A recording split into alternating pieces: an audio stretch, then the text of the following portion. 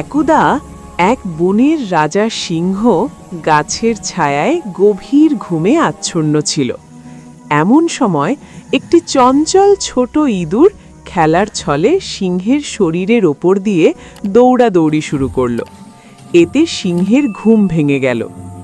সিংহের কাঁচা ঘুমে ব্যাঘাত ঘটায় সে ভীষণ রেগে গেল। সে তার বিশাল থাবা দিয়ে ইঁদুরটিকে চেপে ধরল এবং তাকে খেয়ে ফেলার উপক্রম করল।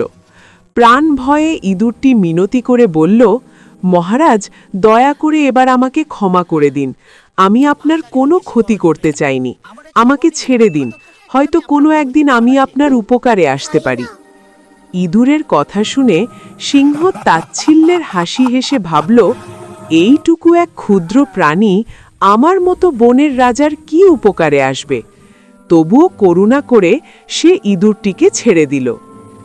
কিছুদিন পর বনের মধ্যে এক শিকারীর পাতা জালে সিংহটি আটকা পড়ল। সে জাল থেকে বের হওয়ার জন্য অনেক চেষ্টা করল, কিন্তু ব্যর্থ হয়ে রাগে ও হতাশায় গর্জন করতে লাগল। তার গর্জন শুনে সেই ছোট ইঁদুরটি সেখানে ছুটে এলো। সে দেখল সিংহটি বিপদে পড়েছে। ইঁদুরটি দেরি না করে তার ধারালো দাঁত দিয়ে জালের দড়িগুলো কাটতে শুরু করল। কিছুক্ষণের মধ্যেই সে পুরো জালটি কেটে সিংহকে মুক্ত করে দিল। সিংহটি বুঝতে পারল যে ইঁদুরটি ছোট হলেও তার জীবন বাঁচাতে বড় ভূমিকা রেখেছে।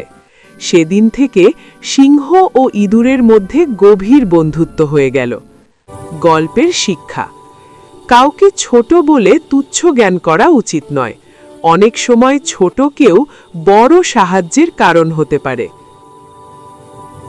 ছোট্ট বন্ধুরা, যদি আমাদেরকে ভালো লাগে তাহলে এখনই চ্যানেলটিকে সাবস্ক্রাইব করে ফেলুন